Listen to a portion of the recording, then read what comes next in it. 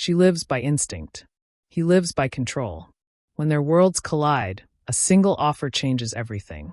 This is a bold and emotionally charged romance about reinvention, power, and the unexpected connection between two people from opposite lives.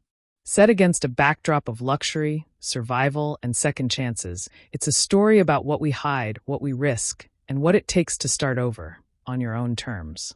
Hello family, welcome to Storytime with Imzi. Please subscribe and like, it means the world to us. Also share this video to your friends and loved ones and turn on post notifications so you don't miss future videos from us. Thank you as you do so. Sit back and relax as we dive into the story. The air on Figueroa Street was thick with exhaust, perfume, and the bitter sting of desperation. Neon lights flickered like dying stars above liquor stores and rundown motels. Sierra Monet stood on the corner, one heel resting against the chipped concrete wall behind her, arms folded across her chest. Her leather jacket, too thin for the cool night air, clung to her like armor. She didn't feel the cold anymore. Not really. Her eyes, rimmed in smoky liner, scanned the passing cars without expression.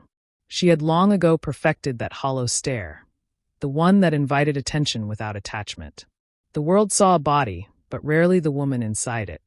The buzz of a Maserati engine cut through the hum of the street. It slowed just across from her, purring like a predator sizing up prey. She didn't flinch. Rich men in flashy cars weren't uncommon here. Tourists with wallets fat from guilt and boredom. But this one didn't call out to her. He didn't roll down the window. Instead, he parked. Curious.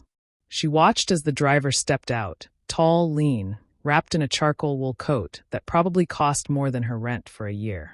His face was sharp and unreadable, all hard angles and elegance, with silver-threaded black hair swept neatly off his brow. He moved with a quiet intensity, as if the noise and chaos around him were beneath acknowledgement. Sierra straightened slightly, wary. He didn't look at her at first. He just stood there, staring at the glowing glass tower across the street. The Regal Marquis Hotel, where the city's elite were currently sipping champagne for some charity gala. The red carpet still glowed under the revolving door, flashes from paparazzi cameras bouncing off its mirrored walls. Then, as if finally remembering she was there, the man turned to her. Their eyes locked. His gaze wasn't lecherous. It wasn't even curious in the way most men looked at her. It was clinical, as if he were reading her, decoding her presence here like a riddle. "You don't belong on this corner," he said. Sierra let out a sharp, dry laugh. "No offense, Mr. Armani, but I think I know where I belong better than you do." He said nothing for a moment. The silence between them was taut, heavy. "I didn't mean it as an insult," he replied, voice low and unhurried. "Just an observation." She tilted her head, brushing her dark curls over one shoulder. "Well, here's mine. Men like you don't come here without a reason. So what is it? Slumming it for fun? Looking to feel dangerous for a night?" Still no smile. "No. I was bored with the people in that hotel. I stepped out for air. Saw you. And thought what?" Her voice took on an edge. "That I'd entertain you better than your date inside?" "No," he said calmly. "I thought you looked more alive than anyone in that ballroom." That stunned her into silence. Before she could answer, he pulled a business card from his coat and extended it to her. Clean, minimal, Evander Cross. Cross Venture Holdings. She stared at it. "You're serious?" "I have an offer," he said, like he was discussing a merger, not speaking to a prostitute under a flickering streetlight. "Not for tonight. For a week. No strings. No sex. Just your company." Sierra blinked. "You want to pay me to hang out?" "I need a woman who knows how to play a role," he said plainly. "You do it every night. I think you're better at it than most of the actresses I've met." The card felt heavier in her hand than it should have. He turned and started walking back to his car. Before getting in, he looked over his shoulder. "If you're curious, call me. If not, I won't bother you again." The Maserati slipped into the night, leaving only the faint scent of cologne and confusion in its wake. Sierra stood there long after the taillights vanished. The wind tugged at her skirt. The world hadn't changed, but something had shifted. Subtle. Dangerous. Intriguing. She slipped the card into her bra. And for the first time in a long time, she wondered what it might feel like to step out of the shadows. Sierra stared at the glowing screen of her cheap burner phone for the third time that morning. Evander Cross. She'd Googled him. Once. Then twice. Then deep-dived into a rabbit hole of articles, boardroom photos, Forbes lists, and cold, sterile interviews. A man worth over $4 billion, built from old money and sharpened by his own ruthlessness. No scandals. No tabloid drama. Just wealth, ambition, and a stare that could freeze boiling water. Why her? The question itched in the back of her mind like a splinter she couldn't reach. She was curled on the edge of her twin bed, in a tiny studio apartment that still smelled faintly of bleach and broken dreams. Her place was clean, but nothing about it felt like home. The floral wallpaper peeled at the corners. The faucet dripped with a lazy rhythm. She hadn't paid rent in 2 months. Her manager had given her a week before she was out. She dialed the number. It rang once, then twice. Then, "This is Evander." The voice on the other end was exactly as she remembered, calm, low, precise. Not bored. Not surprised. Sierra cleared her throat. "You said I should call if I was curious." "Well, I'm calling. I assumed you would." She rolled her eyes, though he couldn't see it. "You always sound so sure of yourself." "No," he said dryly. "Only when I'm right." A beat of silence. "Fine," she muttered. "I'll bite. What exactly are you offering?" "A week," he replied. "You accompany me to Montecito for a business retreat. You stay at the estate, attend a few functions, and play the role of someone refined. Elegant. Close to me. Girlfriend?" she asked. "Something like that." Sierra leaned back. "And why me, Evander Cross? You could hire a model, an actress, hell, a socialite with a trust fund and perfect teeth. Why pick someone from a street corner in South LA? Because they don't know how to survive in a room that wants them gone. You do." The honesty struck her like a slap. He continued, "The family I'm negotiating with is old money, judgmental, conservative. They don't want me merging with their legacy. I need them to believe I'm settling down. But it has to be someone convincing. Someone who knows how to read people. You have instincts. I watched you work." The silence grew heavier. "I'll pay you $100,000, he added. "Half up front. The rest after the week ends." Sierra nearly dropped the phone. Her rent, her debts, her escape. That number could erase it all. $100,000 wasn't a payday. It was a passport. "What's the catch?" she asked, voice flat. "No sex. No drugs. No press. You'll need to sign a non-disclosure agreement. And you'll be expected to behave like the woman I'm supposed to fall for." Sierra exhaled slowly. "So it's a performance. A very well-paid one." She chewed her thumbnail, heart-thumping. Every instinct screamed run, but another voice, louder and sharper, whispered this could change everything. "I need to think about it," she said. "You have 24 hours, Evander replied. "After that, the offer vanishes." He hung up before she could respond. Sierra stared at the phone again. The room seemed too small. The world suddenly too big. $100,000. A week in a mansion. A role to play. And a billionaire who looked at her like she wasn't invisible. She had lied for survival, seduced for scraps, performed for strangers. But something about this felt like the beginning of a different kind of gamble. And Sierra Monet had always been a damn good gambler. The first time Sierra stepped into Evander's world, she felt like a cracked mirror in a gallery of crystal. The black car that arrived outside her apartment wasn't just expensive. It looked like it had never touched a street before. A silent driver in a tailored uniform greeted her with a nod, not a word. Inside, the car smelled like cedar and power.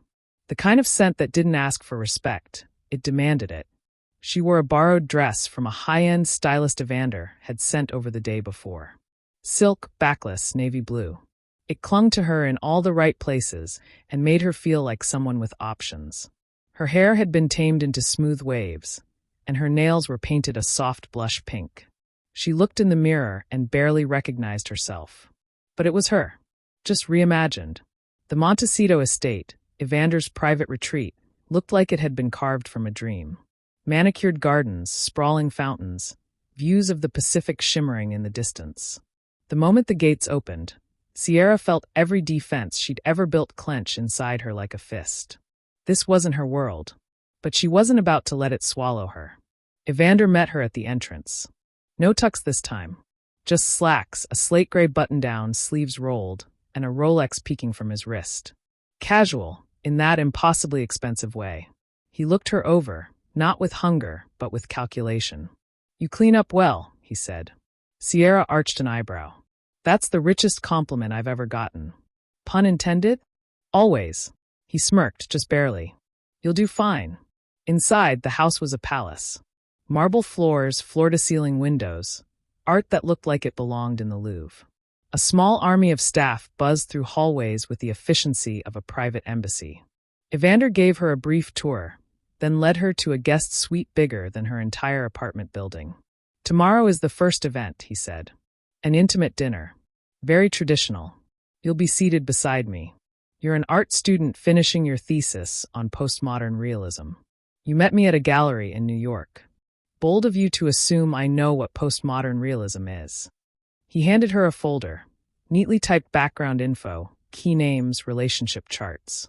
Everything she'd need to play the part. "You'll learn fast." Sierra took the papers and gave him a sideways glance. "So, do I get acting lessons with this?" "No," he paused. "But there is someone I want you to meet." She followed him to the sitting room, where an older woman in a crisp blazer stood waiting. Polished, sharp-eyed, and holding a clipboard like a sword. Evander introduced her as Claudine, a private etiquette consultant. For the next 6 hours, Sierra was drilled like she was preparing for war. How to sit, how to laugh, which fork to use, what questions to ask, and which ones to dodge. Sierra absorbed it all, not because she wanted to impress them, but because she refused to be humiliated. She'd survived far worse than silverware and side-eye. By the end of the day, her feet hurt, her head spun, and her confidence was wearing thin. That night, Evander knocked on her suite door.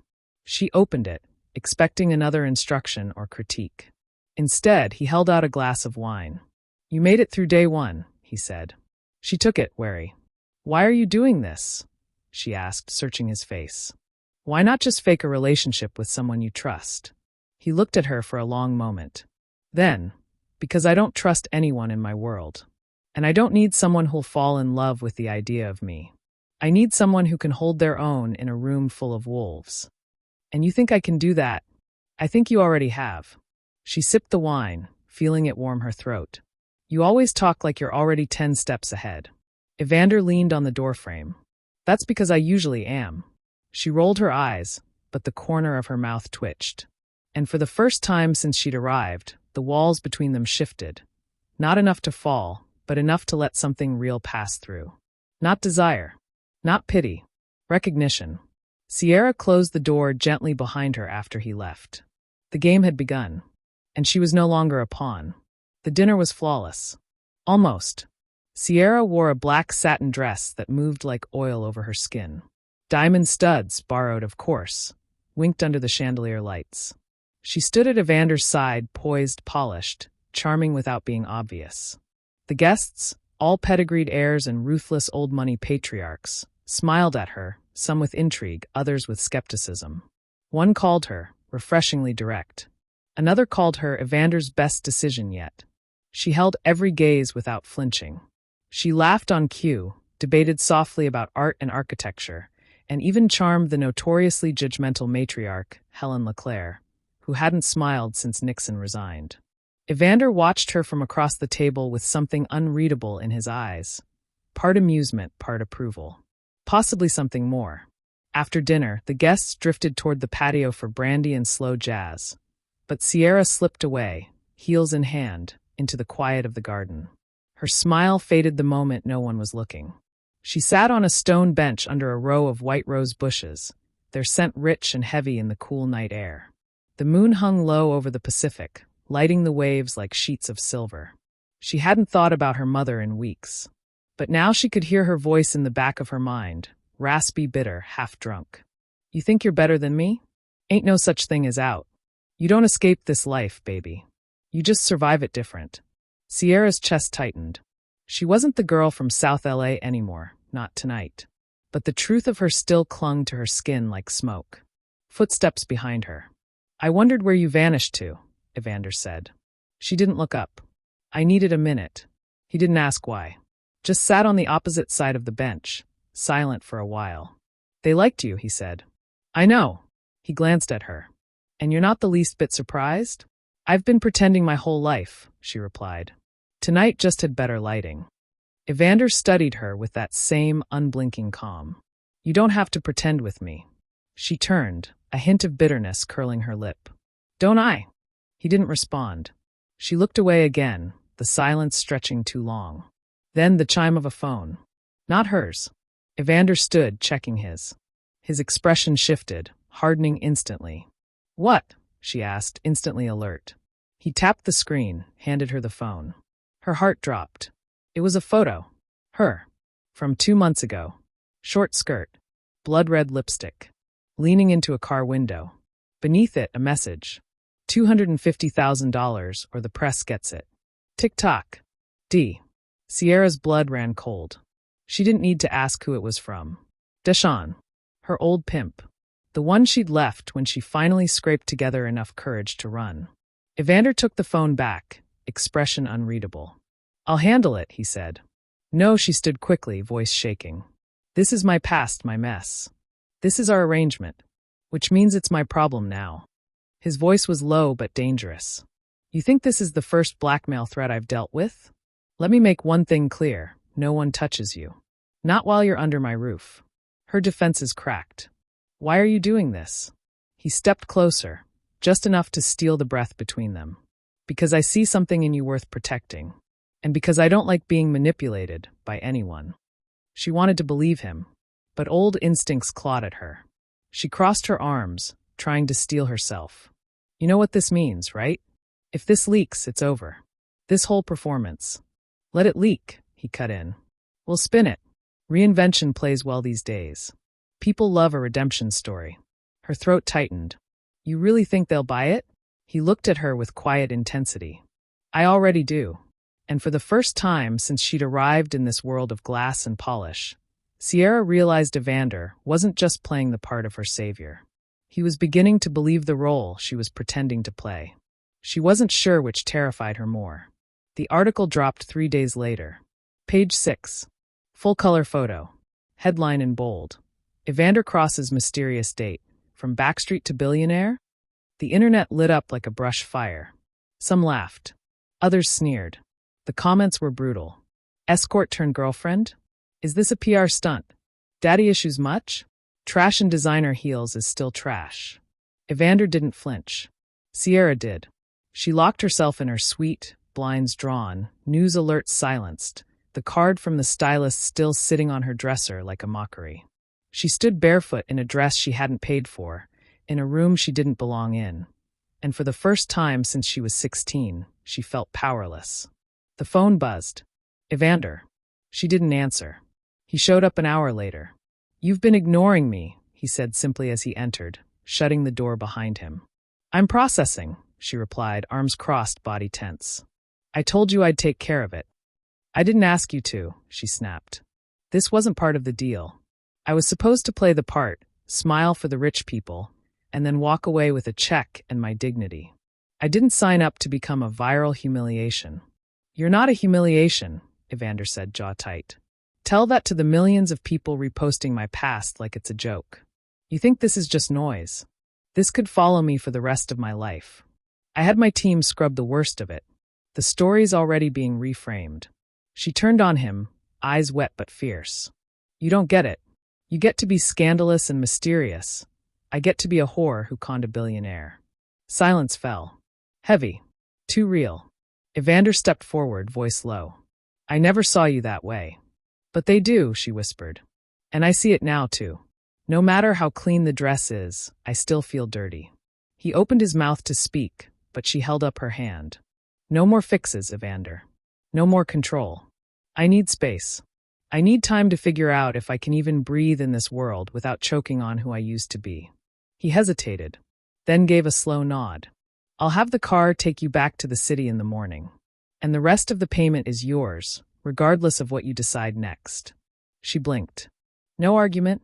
Evander's face was unreadable. I don't trap people. You want to walk, I let you walk. He left without another word. The drive back to LA was quiet. Sierra stared out the window, watching the hills and vineyards blur into concrete and chain-link fences. When the car stopped in front of her apartment, still run down, still real, she didn't go inside immediately. Instead, she stood on the sidewalk for a while, breathing in the city air. There was no welcome party, no silk sheets, no wine, just the sound of a distant siren, a barking dog, and her own pulse, steady and strange. 2 weeks later. The classroom was small, the chairs squeaky, and the teacher looked bored out of her mind. But Sierra was there. Front row. Community college, first class. Introduction to social psychology. She wore jeans. Hair in a bun. A backpack she bought secondhand. No one recognized her. No one stared. She liked it that way. At night, she worked at a late-night diner near the freeway, slinging coffee and burgers to truckers and graveyard shift regulars. The money was trash, but the freedom was priceless. She didn't text Evander. He didn't call. But she thought about him. More than she wanted to. Not the billionaire.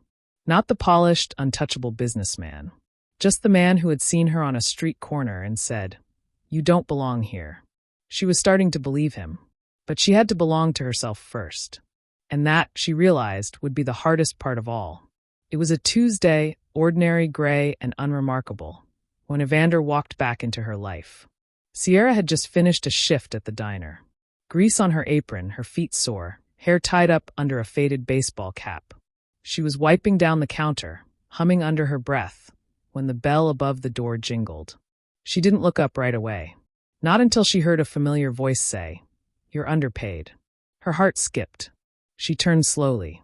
There he was, Evander Cross, standing in a cheap diner booth like it made perfect sense. No suit, just dark jeans and a cashmere sweater, looking wildly out of place and somehow completely composed.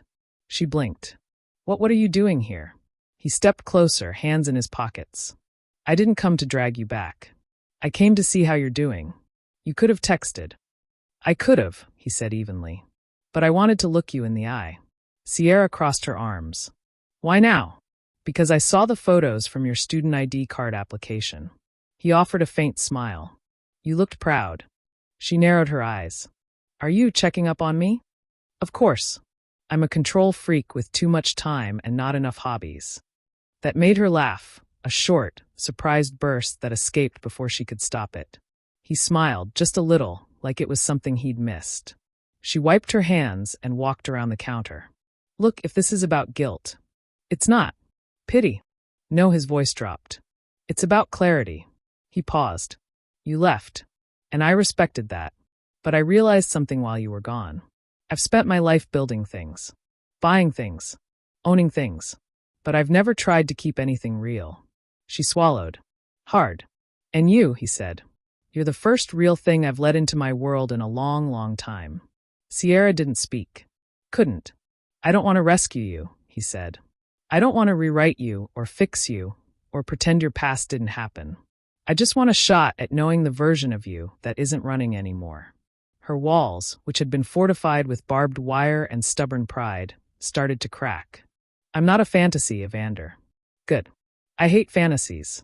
They're thin. You've got depth." She stared at him, her voice barely above a whisper. "You really think we could fit together in the same world?" He took a step closer. "Not unless we build it ourselves." Silence again. But this time it was warmer. Full of possibility. She looked down at her apron, the coffee stains, her chipped nails. Then up at him. A man who had never once asked her to be smaller. "Come back tomorrow," she said finally. "I get off at 8. I'm not going anywhere fancy, and I'm not putting on heels." Evander nodded. "I'll be here. And I'll bring pie." She tilted her head. "You bake now?" "No," he deadpanned. "But I'm filthy rich. I buy excellent pie." Sierra smiled. And for the first time, it wasn't the kind of smile she used to survive. It was the kind you give when something starts to feel real. They never went back to Montecito. Not at first, anyway. Instead, they met in the small, messy corners of Sierra's new life. A walk through the park after her night classes, sandwiches eaten on the curb outside the diner, lazy conversations over corner store wine. He never brought a bodyguard. Never asked her to change. Never once looked at her like she didn't belong. Evander Cross, the man who owned half of downtown, now spent his evenings sitting in plastic chairs outside her studio apartment, talking about literature and philosophy like he hadn't once walked red carpets with senators and CEOs. It was surreal, but it was also steady. They talked about what scared them, the hunger for control that had shaped Evander's empire, and the shame Sierra had carried like a second skin. They didn't pretend it would be easy. He was a man of power. She was a woman rebuilding from ashes. But something in the mess made it feel more honest than anything either of them had known before. It happened on a Sunday. They were at her apartment. The smell of eggs and burnt toast lingered in the air, and a jazz playlist played from a cracked Bluetooth speaker on her windowsill. She was barefoot in a tank top, hair a cloud of soft curls piled on her head. Evander was sitting on the floor, back against the wall, thumbing through one of her textbooks. "I still don't get why Freud was so obsessed with mothers," he muttered. Sierra chuckled from the kitchen. "Because he needed therapy more than he needed a career." He looked up, thoughtful. "Marry me." She froze, spatula mid-flip. "What?" "I said." "I heard you," she said, turning to face him. "You can't just drop a proposal between scrambled eggs and psychoanalysis." He stood, slow and deliberate, and walked over to her. "Why not?" "Because I'm wearing socks with holes. Because my hair looks like a battlefield. Because you're afraid I'm still trying to rescue you." Sierra went still. He gently took the spatula from her hand and set it aside. "I'm not offering a ring to fix you," he said. "I'm offering it to walk beside you. You've already rescued yourself, Sierra. I'm just asking if I can be part of what comes next." Her chest rose and fell, emotions flooding in like a storm surge. She hadn't expected to cry, but the tears came anyway. Not from fear. From recognition. "I need my life," she whispered. "My studies. My job. My independence. I can't be someone's accessory." Evander cupped her cheek. "Then don't be. Be my partner. Challenge me. Build something that's ours, not mine." A long beat passed. Then she nodded. "Okay," she whispered. He smiled. And then, from his pocket, not a velvet box, but a simple gold ring on a string. "This was my mother's," he said. "She wore it till the day she died. Not expensive. But it never came off her finger once." Sierra slid the string off and slipped the ring on slowly, reverently. It didn't glitter. It wasn't designed to dazzle. But it fit. Perfectly. Later that night, after the world went quiet, they lay together under an open window, the breeze brushing against their skin. Sierra rested her head on his chest, his heartbeat steady beneath her ear. "I'm still afraid sometimes," she said softly. "So am I. But I want this," she whispered. "Not because it saves me. Because it sees me." Evander kissed her forehead. "That's all I've ever wanted." They didn't need a castle. Just a foundation. And the courage to build. The wedding wasn't in Montecito. Or Paris. Or anywhere that had ever been featured in a glossy magazine spread. It was held in a converted greenhouse on the east side of Los Angeles. String lights tangled in vines. Old bricks underfoot. The smell of eucalyptus and fresh rain drifting in through the glass ceiling. A jazz trio played something slow and warm, and 100 folding chairs were arranged in imperfect symmetry. It wasn't glamorous, but it was real. Sierra stood in front of a mirror before the ceremony, fingers resting lightly on her collarbone. Her dress was simple, ivory satin with no frills, no glitter, no heavy train to weigh her down. Her curls were wild and free, just like she liked them. No tiara. No veil. Just her. She'd insisted on walking herself down the aisle. "I'm not being given away," she told Evander weeks earlier. "I'm choosing." And he had only smiled and said, "As it should be." The guests were an odd mix.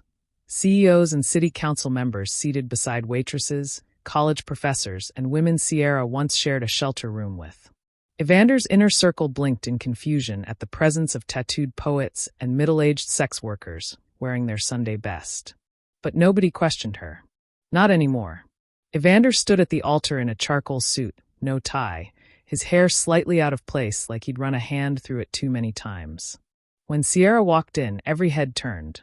But she only saw him. There was no music cue. No dramatic gasp. Just the quiet, collective breath of a room witnessing something rare. When she reached him, he didn't say anything at first.